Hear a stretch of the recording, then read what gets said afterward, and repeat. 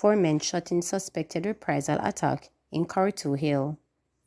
Investigators attached to the Mapen Criminal Investigations Branch are probing the circumstances that led to 4 people being shot in Corritu Hill, Clarendon on Wednesday night. According to the police report, the men aged 23 to 52 were at a shop on Sim Lane around 8:45 when a white Nissan Tiida drove up. It is alleged that 2 men armed with handguns exited the vehicle and opened fire in their direction before escaping in a waiting vehicle. The injured men were subsequently rushed to hospital, where it was revealed that one person had received gunshot wounds to his upper body, while the others sustained injuries to their lower bodies. One victim is considered to be in serious condition, however, the injuries to the other men are not life-threatening. While the investigations are ongoing, the police said initial information suggests that the attack could be a reprisal for Tuesday, February 13, 2024 murder of another man in the community. The police believe the attack may have been carried out by a known violent producer from the New Bowens community. Police constables gun stolen, manhunt lodged for suspects. A probe has been launched to recover a service weapon assigned to constable after it was stolen from his private motor car on Ward Avenue in Mandeville on Wednesday. Sources told reporters that shortly after midday, the constable who is assigned to the Manchester Police Division parked his car on Ward Avenue and went into a business establishment. It is reported that when she returned to her vehicle minutes later, she realized it had been broken into and the service weapon, a Browning pistol, with 30 rounds of ammunition, was missing. Police have since identified suspect in relation to the theft of the firearm.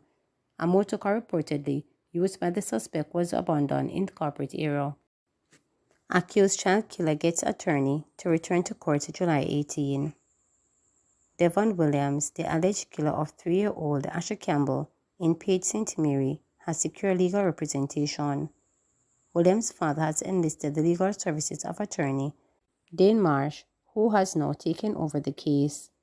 Last week, Williams was ordered to retain legal counsel after he informed the St. Mary Parish Court that he was prepared to represent himself. When he appeared in court with his client for the first time on Thursday, June 20, Marsh requested more time to review the case. Parish Judge Nicole Keller granted the request and instructed that Williams' medical report and criminal records be present at the next hearing. This marked Williams' third appearance before Justice Keller. Williams is also accused of wounding 6 other people during the incident. 3 of the victims were present in court along with Williams' father. Williams has been remanded until July 18th. Health Minister described Dr. Dawes' health sector reform comments as uninformed and mischievous. Health Minister Dr. Christopher Tufton has described an uninformed and mischievous comment made by his opposition counterpart about health sector reform. This is in the wake of criticism by Dr. Alfred Dawes about the state of affairs in the health sector. Dr. Tufton noted that under the current administration, the health sector is undergoing the greatest reform since independence. He said as a result, more doctors and nurses have been employed and hospital beds capacity increase. Dr. Tufton says the ministry will continue to keep the public informed about what is being done in the sector.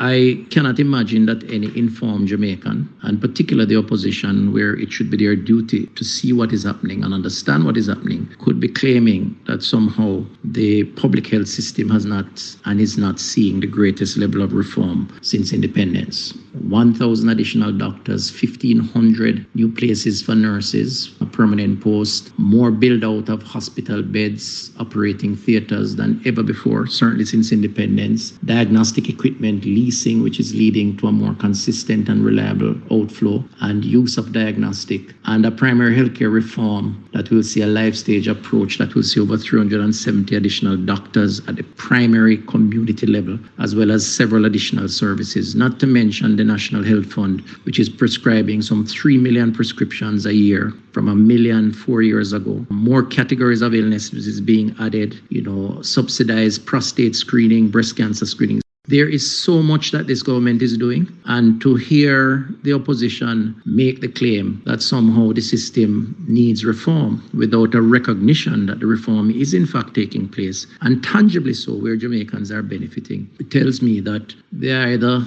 refusing to see or there's an attempt at mischief. And we will clarify that, because I believe the Jamaican people deserve the truth and transparency around what is happening. So if we have to repeat it, we will. Mark for death.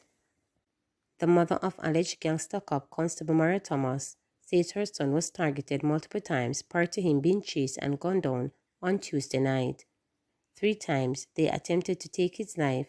They shot up his car in Greenville, the mother stated, the mother of the slain cop, hours after his body was found in bushes.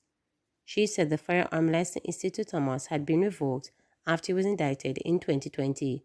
He had a licensed firearm and they took it. It's like they left him out there to be killed, and they did kill him, added Sina Stevens, as she claimed that her slain son was not involved in any wrongdoing. But in a statement on Wednesday, the Jamaica Constable Force said Thomas had been indicted from duty since September 29, 2020. According to the JCF, Constable Thomas had been indicted following his involvement in an alleged case of murder and other serious crimes. According to the police, Thomas' body was found in the bushes Wednesday morning following a shooting incident on Tuesday night. A police source told reporters that about 10:30 p.m. on Tuesday, Thomas was seen purchasing an item at a shop in Comfort when he was attacked by an armed man. Thomas attempted to escape his attacker but was chased and shot at again. The police said several 9mm spent casing and a vehicle with apparent bullet holes were found at the scene. The Major Investigation Division of the JCF is probing Thomas' murder.